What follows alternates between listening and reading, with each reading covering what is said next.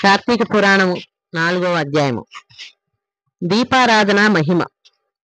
ఈ విధముగా వశిష్ఠుడు కార్తీక మాస వ్రతము యొక్క మహిమ వల్ల బ్రహ్మరాక్షస జన్మల నుండి కూడా విముక్తి నొందెదరని చెప్పుచుండగా, జనకుడు మహాతపస్వి తమరు తెలియజేయు ఇతిహాసములు వినిన కొలది తనివి తీరకున్నవి.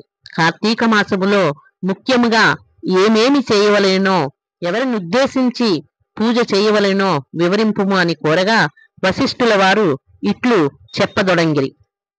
జనక, కార్తీక మాసమందు సర్వ సత్కార్యములను చేయవచ్చును. దీపారాధనము అందు అతి ముఖ్యమైనది. దీని వలన మిగుల ఫలము పొందనొచ్చును.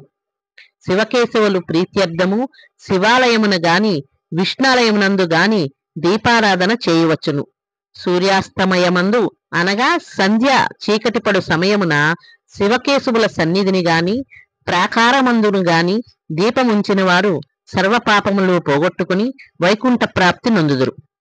కార్తీక మాసమందు హరిహరాదులు సన్నిధిలో ఆవు నేతితో గాని కొబ్బరి నూనెతో గాని అవిసె నూనెతో గాని విప్ప నూనెతో గాని ఏదీ దొరకనప్పుడు ఆముదముతో గాని దీపం వెలిగించి ఉంచవలను.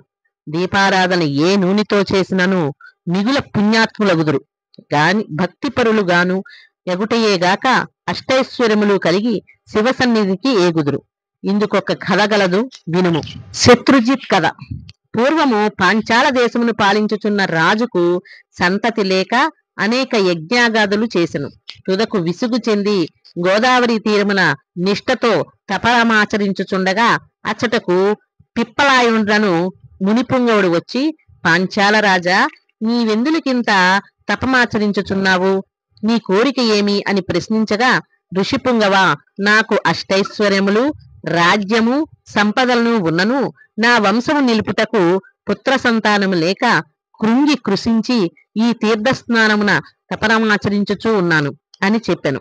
అంత మునిపుంగవుడు, ఓయి కార్తీక మాసమున శివసన్నిధిని శివదేవుని ప్రీతి కొరకు దీపారాధన చేసిన ఎడల నీవు కోరిన కోరికలన్నీ నెరవేరగలవు అని చెప్పి వెడలిపోయెను. వెంటనే పాంచాలరాజు తన దేశమునకు వెడలి పుత్రప్రాప్తికై అతి భక్తితో శివాలయమున కార్తీక మాసము 1 రోజులు దీపారాధన చేయించి దాన ధర్మాలతో నియమానుసారముగా వ్రతము చేసి ప్రసాదములను ప్రజలకు పంచిపెట్టుచు విడువకుండా 9 దినములు అటుల చేసెను. తత్పుణ్య కార్యము వలన ఆ రాజు భార్య గర్భవతి అయి క్రమముగా 9 మాసములు నిండిన తర్వాత ఒక శుభముహూర్తమున ఒక కుమారునిని గనెను. రాజకుటుంబీకులు మిగుల సంతోషించి తమ దేశమంతటను పుత్రోత్సాహమును చేయించి బ్రాహ్మణులకు దాన ధర్మములను చేసి ఆ బాలునకు శత్రుజిత్తు అని నామకరణము చేయించి అమిత గారాభముతో పెంచుచుండిరి. కార్తీక మాస దీపారాధన వలన పుత్ర సంతానము కలిగినందుల వలన తన దేశమంతటను ప్రతి సంవత్సరము కార్తీక మాస వ్రతములు దీపారాధనములు చేయుడని రాజు శాసించను. రాజకుమారుడు శత్రాజిత్తు దినదిన ప్రవర్తమానుడగుచు సకల శాస్త్రములు చదివి ధనుర్విద్య కత్తిసాము మొదలగు నేర్చుకొనెను.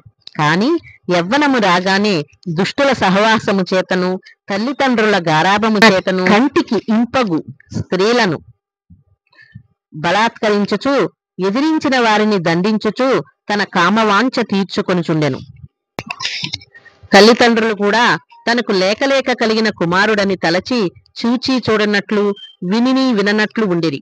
శత్రుజిత్తు ఆ రాజ్యములో తన కార్యక్రమాలకు అడ్డు చెప్పువారలను నరుకుదునని కత్తి పట్టుకుని ప్రజలకు భయకంపితులను చేయుచుండెను. అటు తిరుగుచుండగా ఒక దినమున ఒక బ్రాహ్మణుల పడుచును చూచుట తటస్థించెను. ఆమె ఒక ఉత్తమ బ్రాహ్మణుని భార్య, మిగుల రూపవతి. ఆమె అందచందములను వర్ణించుట మన్మధుడికైనను శక్యము కాదు. అట్టి స్త్రీ కంటపడగానే రాజకుమారుని మతి మందగించి కొయ్యబొమ్మ వలె నిశ్చేష్టుడై కామ వికారముతో ఆమెను సమీపించి తన కామవాంఛ తెలియజేసెను. ఆమె కూడా అతని సౌందర్యానికి ముగ్ధురాలై కులము శీలము సిగ్గు విడిచి అతని చెయ్యి పట్టుకుని తన సైన్య మందిరానికి తీసుకొని పోయి భోగభాగములను అనుభవించుచుండెను. ఇట్లొకరికొకరు ప్రేమతో పరవశులగుట చేత వారు ప్రతిదినము నద్దరాత్రి వేళ ఒక అజ్ఞాన స్థలములో కలుసుకొనుచు తమ కామవాంఛ తీర్చుకొనుచుండరి. ఇటుల కొంతకాలము జరిగెను. ఎటులను ఈ సంగతి ఆమె మగనికి తెలిసి పసిగట్టి భార్యను రాజకుమారుని ఒకేసారి చంపవలనని నిశ్చయించుకుని ఒక ఖడ్గమును సంపాదించి సమయము కొరకు నిరీక్షించుచుండెను. ఇట్లుండగా కార్తీక శుద్ధ పౌర్ణమి రోజున ఆ ప్రేమికులిరువురును శివాలయమున కలుసుకొనవలనని నిశ్చయించుకుని ఎవరికి వారు రహస్య మార్గమున బయలుదేరేరి. ఈ సంగతిని ఇటులో పసిగట్టిన బ్రాహ్మణుడు అంతకు ముందే కత్తితో సహా బయలుదేరి గర్భగుడిలో దాగి ఉండెను. ఆ కాముకులిద్దరును గుడిలో కలుసుకొని గాఢలింగమున ఎనర్చుకొని సమయమున చీకటిగా ఉన్నది, దీపముండినా బాగుండునని గదా అని రాకుమారుడనగా ఆమె తన పైట చెంగును చించి అక్కడున్న ఆముదపు ప్రమిదలో ముంచి దీపము వెలిగించెను. తర్వాత వారిరువురును మహానందముతో రతిక్రీడలు సలుపుటకు నివృత్తులగుచుండగా అదే అదనుగా ఆమె భర్త తన మొలనున్న కత్తి తీసి ఒక్క వేటుతో తన భార్యను ఆ రాకుమారుని ఖండించి తాను కూడా పొడుచుకొని మరణించెను. వారి పుణ్యము కొలది ఆ రోజు కార్తీక శుద్ధ పౌర్ణమి సోమవారము అగుట వలనను ఆ రోజు ముగ్గురును చనిపోవుట వలనను శివదూతలు ప్రేమికులిరువురిని తీసుకుని పోవుటకును యమదూతలు బ్రాహ్మణుని తీసుకుని పోవుటకును అక్కడకు వచ్చరి. అంత యమదూతలను చూచి బ్రాహ్మణుడు, ఓ దూతలారా, నన్ను తీసుకుని వెళ్ళుటకు మీరేలా వచ్చినారు? కామాంధకారముతో కన్ను మిన్ను తెలియక పశుప్రాయముగా వ్యవహరించిన ఆ వ్యభిచారి కొరకు శివదూతలు విమానంలో వచ్చుటేలా చిత్రముగానున్నదే అని ప్రశ్నించను. అంత యమకింకరులు, ఓ బాపడా, వారెంతటి నీచులైనను ఈ పవిత్ర దినమున అనగా కార్తీక పౌర్ణమి సోమవారపు దినమున తెలుసో తెలియకో శివాలయములో శివుని సన్నిధిని దీపం వెలిగించట వలన అప్పటి వరకు వారు చేసిన పాపములన్నీ నశించిపోయినవి. కావున వారిని కైలాసమునకు తీసుకుని పోవుటకు శివదూతలు వచ్చినారు అని చెప్పగా ఈ సంభాషణ అంతయు వినుచున్న రాజకుమారుడు, అలా ఎన్నటికినీ జరగనివ్వను. తప్పొప్పులు ఎలాగున్నప్పటికీ మేము ముగ్గురము ఒకే సమయంలో ఒకే స్థలంలో మరణించితిమి కనుక ఆ ఫలము మా అందరికీ వర్తించవలసినదే అని తాము చేసిన దీపారాధన ఫలములో కొంత ఆ బ్రాహ్మణునకు దానం చేసెను. వెంటనే అతను కూడా పుష్పక విమానమెక్కి శివ సాన్నిధ్యమునకు చేరేది. వింటివా రాజా, శివాలయములో దీపారాధన చేయుట వలన ఆ ప్రేమికులు చేసిన పాపములు పోవుటయే కాక కైలాస ప్రాప్తి కూడా కలిగెను. కానా కార్తీక మాసములో నక్షత్రమాలయందు దీపం ఉంచిన వారు జన్మరాహిత్యమును పొందుదురు. చతుర్థాధ్యాయము 4వ రోజు పారాయణ సమాప్తము.